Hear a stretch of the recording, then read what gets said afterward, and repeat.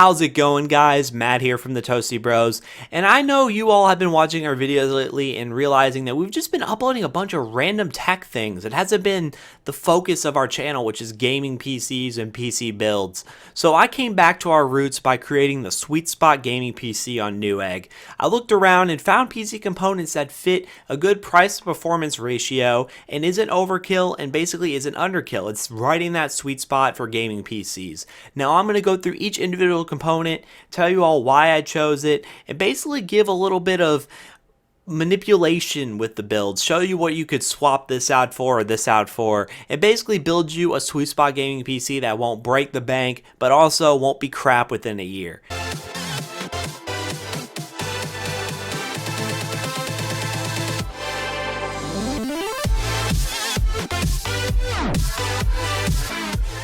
So the first thing that we have here is the DIY PC case. The DIY PC case is just a black, solid PC case. And my perspective with cases, you can make them as custom as you want. You could go from a box PC that Jackson did to a desk PC that he also did, or just buy a cheap case and spray paint it and make it your own. With this case, it's solid black, so you can do some customization to it.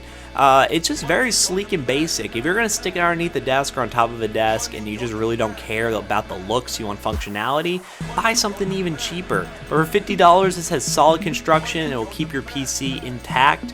Other options out there are the half 912, which is the case that I rock. It's a very solid case and it's about the same price range. I feel like this one has a better design, but my case is actually still pretty solid. Cases are up to you. It's a very big priority topic, so anything that you really want to get, you can get. You just gotta be able to dish out the money for it. Now the next component we have, which really isn't much to talk about, is our hard drive. Now in this build, this will not contain our OS because I managed to squeeze in an SSD in this build, considering SSD prices are dropping really fast. So this is a 1 terabyte hard drive, be able to store all your games and pictures, videos, all that stuff that you have that takes up a lot of space. You could up it to more gigs if you want to, but for right now at a sweet spot, 1 terabyte is good, and that's always something you can add in the future. See how it goes. Like it's a base advertisement, but up to 200,000 photos, 250,000 MP3 files, and 120 hours of video. It will hold the job for what you need to do. Now to power this system, we got a Corsair CX 500 watt power supply. This power supply is the power supply I use in my system, and it does the job. At 500 watts for $44, it's a very great value. You could also go with 430 for this build and save an extra 10 bucks or so, but in reality, this is the best build. What am I talking about? 10 bucks, like $5. For $5, I'd bump up to 500 watts, and if you want to, even jump up to 600, which is kind of a bigger steep of a jump for price range, but who knows. If you want to be able to upgrade in the future, go with the 750 watt. You can throw in another graphics card if you want to. I'm not sure if it would work for this graphics card, but for lower end graphics cards it'd be able to work very well. But I recommend getting 500 watts for this build. You'll throw in more hard drives and PCI cards, whatever else you want. It just does the job, and for the price, it's a good thing for our sweet spot build. Now, as I mentioned earlier in this video, for our boot drive, we're going to be using an SSD.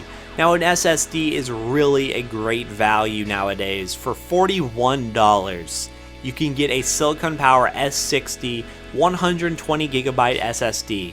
Only $41. It's like impossible to pass up nowadays. For that kind of price, you must have a boot drive because it's a fantastic upgrade. I was running just on straight hard drive for the longest time, and I bought this exact SSD, and it was the greatest upgrade I could have ever done to my system. For overall performance, it's the greatest thing you can do. You can buy one of these at 120, 240, or even 480 if you want to drop an extra couple of bucks to make it a primary drive also. So, I mean, this is just worth the money. I know people out there don't really want to get an SSD, have to deal with the transfers and stuff, but for a new build, get an SSD. It's highly recommended to drop the extra money because it's not something that you really should skimp out on anymore with the price that it's at. Now for the beast of the gaming PC, I picked up the Sapphire R9 380. Now this is only the 2 gig model, but if you want to check some benchmarks out, Jackson's going to be posting more benchmarks with this exact model. Not the Sapphire cooler, but the MSI one, so it really shouldn't be that much of a difference, but it is the 2 gig variant. So this card, it runs at $199. So $199 is actually a really good value. It's between the price and performance ratio of $100 to $200. That's where the really great quality cards are located in. And also you have a $15 rebate card if you really want to submit a rebate card. So it'll end up being $184.99 for this beast of a card. Jackson's able to max out Killing Floor 2, Crisis 2, all these games that you'd want to be playing, and he's able to max them out so easily at 1080p. And this build is pretty much focused for 1080p gaming because that's kind of the standard as of now, even though sooner or later it might push to 1440p with 4K becoming more and more affordable. It's up in the air, but for 1080p, this card is the most impressive value that you can get right now. Now for the processor. I picked up a combo deal, so I'm just going to list this combo deal. This whole deal together was $189, which is a great deal on Newegg. I don't know how long this is going to be going on, but be able to check it out. So we have an AMD FX 6300, which is a processor that Jackson has. The processor is a great processor. He's got it overclocked to I think 4.6 gigahertz at like base speed, and that's a very nice thing to have. Like, that processor is competing with some older i7s. It's competing with my i7, and it's for what, like $100 itself. It's a great value to get. AMD, yes, the processors are on like an older platform, and sooner or later they're gonna come out with a new processor. But for gaming, this is the basic what you need. Like, this is really all you need for what kind of game you're doing. If you're gonna be doing video editing or whatever, get an 8350. If you're gonna be doing more than what an AMD processor can handle, get an i7, but you're not gonna be able to get it in that price performance ratio. If you're gonna want to get something that's at a really solid price, AMD is the way to go for a processor. So for the motherboard, is basically a standard Asus motherboard. AM3 Plus supports overclocking. It kind of has a brown backing to it. It's not the most prettiest board in the world. Blue is built into it, so I try to focus around the blue. It's a board. It works. It's a 970, and it works. So that's all that really matters with a motherboard in this kind of build. So if we go back to the RAM that's going to go into this motherboard, we just got a single stick of an 8 gigabytes of G.Skill Ripjaws X Series RAM. That was a mouthful.